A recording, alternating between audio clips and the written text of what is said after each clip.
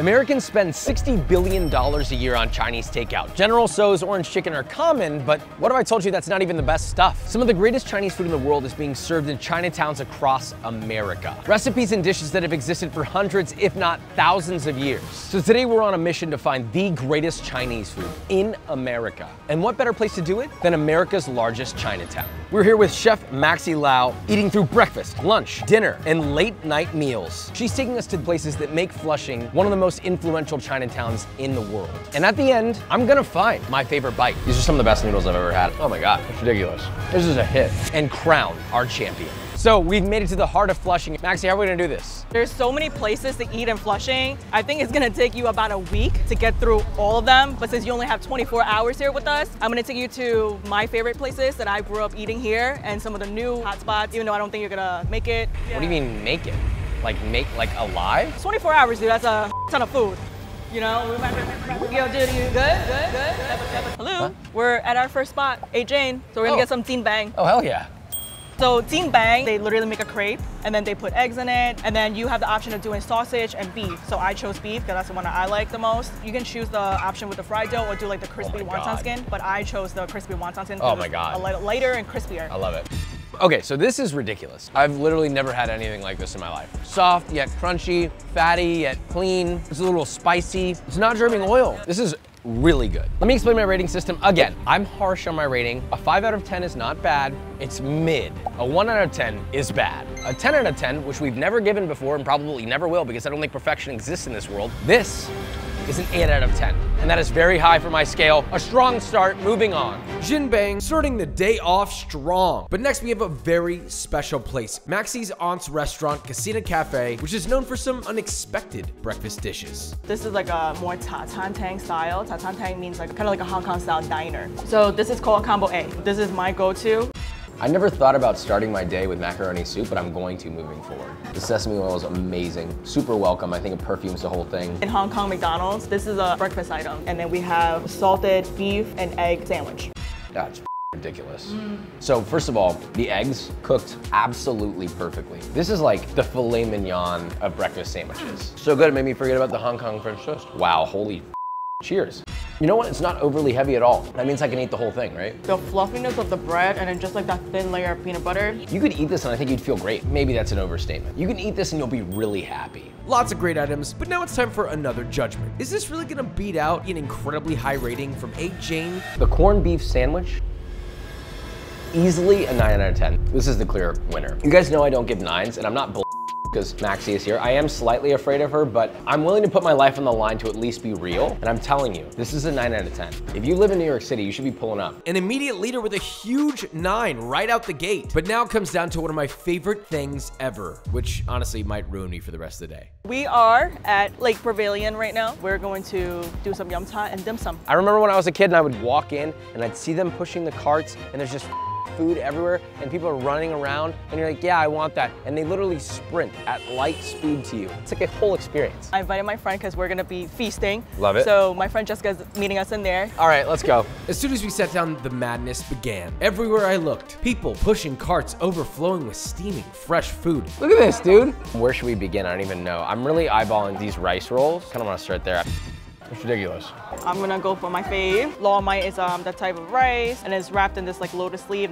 So good. By God, the rice is cooked so nicely. Obviously the flavor from the lotus leaf, it's like fragrant, almost like a tea. Really nice. Should we suck on some toes? So it's just gonna slip off the bones. Love it. So it's about the technique of sucking the toes. Skin. So flavor-wise, really nice. It's got umami, it's a little salty sweet. It's very balanced, it's not spicy. I know this looks like it's kind of heavy, you know, we're eating chicken feet, but this is actually all breakfast. So wanna try piggy? So I guess we'll split it. This bun is amazing. I'm gonna say it's light, it's not. It's super heavy, but in a great way. I love it. Sesame ball. It's like chewy, crunchy, it's crispy. Last but not least, we have soup dumplings, one of my favorite bites of all time. Soup dumpling needs no introduction, it's perfect. The skin on the outside is like perfectly al dente, it's not overcooked. Inside's juicy, seasoned really nicely. The dish just kept on coming and I kept on eating. But now it's time to stop and name our winner. But then a new contender caught my eye from the distance. These are very unassuming. You might see these and go, oh, I might get it, I might not, let it pass you up. We were about to do that. One of the best, bolo char siu bao. The softest, most delicate donut you've ever eaten in your entire life texturally, but it's savory, a crispy, crunchy top, salty barbecue pork on the inside. 9 out of 10, easily. I feel like I'm getting my toes sucked on, moving on. Next up, another major contender, Joe's Steamed Rice Rolls, maybe the most famous in all of New York. I love these, but you rarely see them made from scratch like this. In the morning, they grind up the rice to make the liquid. He does like 1 ladle of the mixture, then he adds the filling in there, pop it in the steamer, he takes it out, he rolls it up, cut it up, and this is what you got. We have the rice rolls, they have barbecue pork in them, we just doused it in soy sauce. Oh my God, these are the best rice rolls I've ever had in my life. Way better than dim Is it a sum. lot thinner? Thinner, more tender. But this is Wow. like obviously the simplest version you can go. This is like my go-to. The barbecue pork is just the right type of texture you're looking for to add to the experience. When you're eating this, it's so silky, so smooth, but you definitely want another texture in there. And the barbecue pork provides exactly what you're looking for, a little bit of chew. This is like a perfect bite. I'm gonna give it a solid 8.7. Moving on. Breakfast is complete, but we've got a two-way tie between Casino Cafe with their salted egg and beef sandwich and the barbecue pork pineapple bun from Dim Sum, each with a massive 9. I mean, these are rare ratings. Are we gonna have our first 10 on the channel in this video? Onward to lunch. Our next stop is actually at Maxie's place. Maxie told me that I'm not allowed to eat until I know how this works. Yeah, I'm gonna make him work for it. So we're actually wrapping wonton today. And this filling is 90% shrimp, 10% pork. So get a little bit of the filling. Okay, now close it up. How do you even move your hand like that? And then now lift it up and then have your thumb hold the left side and then get your thumb underneath the wonton, pull the stick out, slightly roll it. Make it a little rounder and then that's a wonton. Not quite as pretty as yours. It's pretty good, right? What do you think? It's a... The story of how Maxie started her restaurant is nothing short of incredible. Maxie and her family have been eating in Flushing since she moved from Hong Kong as a kid. It was always her and her mom's dream to open a restaurant one day. But when Maxie turned 28, her mom sadly passed away from cancer. But that wasn't gonna stop Maxie. She totally swapped careers to fulfill her and her mom's dream. Thus, Maxie's Noodle was born. Today I have for you our fried BB wontons. This is the same filling as the wontons here in the soup, but I did add in a dry flounder powder. Oh, yeah. The flounder powder is amazing. It's just so balanced. And then we have the lo mein style, the dumpling, and the zajang with the ducking noodles. These are some of the best noodles I've ever had. I've never had these before. These are actually the Hong Kong style alkaline noodles. Pretty much like the alkaline makes it like nice and bouncy and stretchy. I was gonna say, there's almost like a crunch to the noodle in a way. Like there's like a really strong chew. It's so nice. So good. The wonton skin is like so delicate, melts in your mouth, but you have this nice firm shrimp. I like it. Literally dunk it in there. Dunk it for in. 2 seconds, yep, now eat it. This is exactly the type of thing that I like to eat because it's like a multi-course menu in one meal. And then over here, we have the noodle soup style with the flat rice noodle, the beef stew, the wontons. These are actually the wontons that you wrapped. They put mine in there because they were like, hey, we're gonna throw these away. You guys should just eat them. This is what will put me to sleep. That's really nice. Out of everything you're eating, what's your best dish? These are one of the greatest noodles I've ever eaten my entire life. 9.5. Maxie, this was excellent. And a clear overall leader on the board. Maxie's doing it right with insane noodles and wontons. But will she hold the lead? We're not just gonna go easy on Maxie because she's our friend. So onward to a drink showdown. Starting with Hey Tea, known for fruit drinks with Cheese foam. That's... I love everything in this but the jelly. Did you taste the cheese foam on top?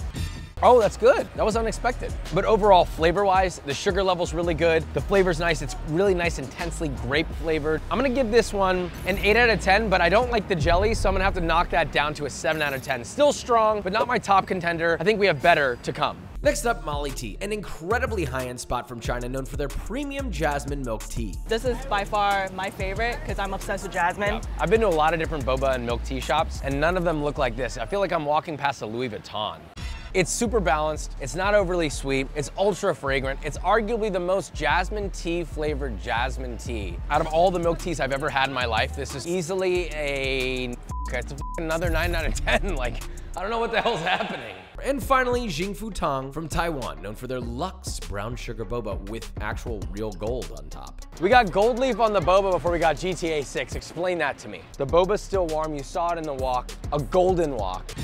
Really nice. If you've ever gone to a boba place, anywhere, typically you go, you get it, it's good, but it's really sweet. This is like sweet, salty, creamy, but not too sweet. It's got nice, even lines of flavor. Out of all the milk teas I've had, this is in the top 3, but I would give this a solid 7.5 out of 10. One of the best boba teas I've ever had, but out of all the teas we had today, I'm gonna give the crown to the jasmine milk tea. It was unbelievable. All right, it's check-in time. I feel like I've been brought back to life. Not just by this, but just by the vibe. There's nothing that can bring me down. The next lunch spot is one of the most anticipated locations. It is Cantonese barbecue. The location, corner 28. Listen, growing up as a kid, I lived for this stuff. So here, I usually get the 3 topping, crispy pork, the roast pork, and the duck over rice. And make sure you get the ginger scallion sauce. This is like liquid gold to me. That's ridiculous. You don't even need anything else. Wow. The ginger scallion, just as a heads up, this is basically ginger, green onion, oil, salt, I suppose. Makes you want to hit my head against the wall. The beauty in the simplicity of these flavors combined. This you have to ask for. They only give you this if you order chicken. I mean, it's just ridiculous. Gotta do the duck.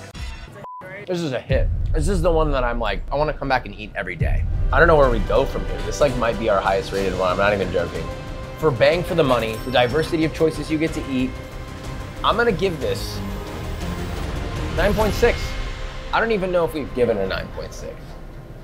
It's so perfect. I don't even care. Like, I forgot where I am. They could have seated me in the bathroom and I would have been perfectly happy. Our newest lead at a 9.6. Could we end up giving our first 10 out of 10 in the entire history of this channel? I guess we'll find out now that we're moving on to Ji Bao. They're known for their crab roll and crab meat. I think they're the only place in New York that have this stuff. Okay, so we're here with the owner, Homer, man himself. So should we crack into this? Crab flavor is so nice. It's oceanic, but the texture of the noodle, I mean, this is like a complete meal, and I love the addition of the Whittier for texture. Really, really nice. Next one. So after they steam it, they also pan fry the bottom. This has pork, so now you have some pork taste. I love the diversity of flavor, texture. It had everything I wanted. Crispy, chewy. I'm gonna give it a 7. If you're like a crab fanatic, This is a place for you. this is the place for you. Everything was absolutely excellent. Thank you so much. So welcome. And to check in, I am feeling it. When I sat down in there, my body was basically like, it's time to stop eating. You've had enough. No, seriously, I'm in pain. Please, dear God, stop. We need to go to the hospital. And my brain was like, goo goo gaga. Moving on. It's time to fire things up, and that means Szechuan. Ironically, Maxie's actually anti-spice, so she invited her friend Caroline Shin, a Queens food-focused journalist who grew up in Flushing that lives for the spice. We linked up at New World Mall food court, and we're here for Lao Ma Mala Tang's Szechuan Mala Dry Pot. Mala is that flavor that I'm addicted to, which is a combination of these spicy chili peppers with the numbing quality of the Szechuan peppercorn. The fish is kind of calling me. It's honestly not that spicy. I heard that Q is not too spicy. I'm gonna try it. On my personal spice scale, I would give this a 5 out of 10 on the spiciness. It's not too hot at all. The fish is cooked really nicely. See, it has the exact amount of numbing spice that I like. It's not the type of spicy that bites your tongue off. It's warm. This is what Americanized Chinese food wishes it could be. The market is like by the people, for the people, so it's gonna be at that palate level. So it is gonna be super spicy, and it's not gonna hold back because that's what the natural palate is. How are you doing, Maxie? Was it spicy for you? I'm sorry. I'm sorry. It's a good spice, but every bite with that, I have to eat it with some rice. I think if you're gonna get a Szechuan dish and it's gonna be mala focused, this is where it should be. All things considered, this is like a solid 9 out of 10. A 9 out of 10 in a food court is a 10 out of 10 anywhere else. And I'm especially happy with this food court. I have like a multitude of different options. Every single one of them have their own unique offering. People are bringing technique. We're not gonna come to America and then change it. We're gonna come to America and do it the way it's supposed to be done. And one of the best quotes I ever heard from a chef that I worked for was, we're not doing anything special here, we're just doing it the right way. And the mala just hit my throat. Oh my God. It's amazing. It's like another world down there. We're finally back out here and I'm like, oh, right, we're in New York. Totally forgot. It's like I was transported back and I'm ready for more. And Cantonese barbecue wins lunch with the highest score I have ever given. I really think we might be giving our first 10 here. And what better way to do that than with Michelin level Szechuan food? Hopefully Maxie survives the heat because we might be looking at a new leader. So we're at Szechuan Mountain House. It is one of the New York Times 100 best restaurants, which I think is actually just a testament to like how mainstream popular it's become. And then they have a Bib Gourmand, is that right? Yeah. Amazing. Michelin level food right here. So they're like, this is gonna be really spicy. I'm like, how spicy? Look at this. An uncountable amount of peppers. We'll start here, then we'll work our way up to here, the ultra numbing, and then we'll work our way up here, what could be the most spicy dish here. We have the chicken. This is supposed to be the lower end. All right, here goes nothing. Oh yeah. It's not that bad. It's not bad. Especially compared to what we just had. Okay. So we have the mala boiled beef. Cheers. fragrance of the peppercorn really comes through on this one. Is it spicier than that? No. No? Do you feel that like numbing sensation? Oh yeah, I love it. My mouth is vibrating. Yes. I'm over here having fun. Maxi's fighting for her life. But the next dish might just have me fighting for my life too. Oh, I just got a little vibration in my upper lip. We have 3 incredible dishes, all unmatched flavor. I was almost gonna say the chicken was my favorite until I tried the fish, and immediately this took first place for me by far. So flavorful, it's got umami, it's salty, it's balanced. There's spice in there, but first and foremost, there's the beautiful flavor of chili, which most people will never enjoy because they're too scared of the spice, but this isn't too spicy. This was really scary to me. It looks overwhelming, but once you try it, it's actually really good. The greatest things are behind a wall of fear. One of the best fish soup stews of all time. This is an 8.5 out of 10. Moving on. This is crazy. These back-to-back mala meals have my entire face numb, my tongue's tingling. It's like I'm entering some sort of acid trip Szechuan fever dream, and I'm floating through Flushing as we land at the Michelin Bib Gourmand rated Jiangnan, where they serve Maxi's most favorite Peking duck she's ever had. When we entered this space, immediately my first thought was this place has aura. And by that I mean when we walk out of here, we're gonna walk out with at least plus 100 aura. People are gonna be like, where did you get that aura from? Like, dude, down the road. The Peking duck, usually, they would serve you in the steam bun. Why this is so special, to me at least, is because I grew up eating Peking duck with this thin crepe. It's like a face mask. I always start with, obviously, a piece of duck, a little bit of cucumber, a little bit of the chives, and then a little bit of that hoisin sauce. All right, we're going in. The process of Peking duck is incredibly difficult. And one of the crucial elements of Peking duck, how much you render the skin. This is right smack dab where it should be. They are Michelin recommended, as they should be, because this is obviously clearly amazing. Honestly, like, I'm trying to pick this apart and figure out well, what's not excellent about it. Absolutely There's nothing. Are you crazy? I'm gonna give it a 9.5. Yeah. You should stop giving me such good places. And the only reason it's not getting a 10 is because I haven't had every Peking duck in the world. Fair enough. I never will. That's how close this is to being perfect. Peking duck leads dinner almost surpasses the barbecue from lunch, but now it's midnight, we're getting tired, but we have to keep going because I was told Wagyu is next, except we sort of accidentally walked into a wedding and, oh, just kidding actually, Wagyu is also here. That's a good combo. Pretty much here, it's all you can eat, and there is like a set menu. You're getting the works here. It's funny, they're like, oh, it's all you can eat. And I'm like, what happens if I can't eat? So it's midnight, I'm expecting Wagyu, but we are confronted with a 8+ course omakase. Where is the Wagyu?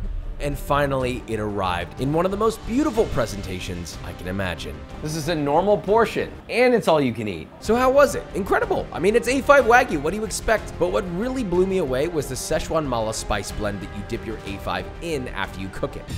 Oh my God, it's amazing. This mala spice literally makes it. With A5 Wagyu, generally speaking, don't wanna overpower the flavor too much. It's a pretty big no-no, but be the first time I ever make an exception for that because this is exceptional. All it does is add salt, add a little bit of umami, add some mala heat behind it, but it's not overwhelming it. I'm gonna give it a 9, but you don't need A5 to win. So if A5 isn't gonna win this, what is? 16 hours and 40 dishes in. Maybe my body can handle more, but can my mind? It's funny, they're like, Even though I don't think you're gonna make it. what do you mean make it? Make alive? 24 hours, dude, that's a ton of food. I'm in too deep to stop now. And so I find myself at Nansheng for soup dumplings, one of my favorite foods ever. And supposedly theirs are one of the most famous in all of Flushing, maybe even all of New York. This is like the Skittles of soup dumplings. Multiple flavors, we have the truffle. Truffle's really nice. Imagine the most beautiful soup dumpling, but then that unctuous, earthy, funky truffle. Really nice. Next, let's do chicken. Veggie. Scallop.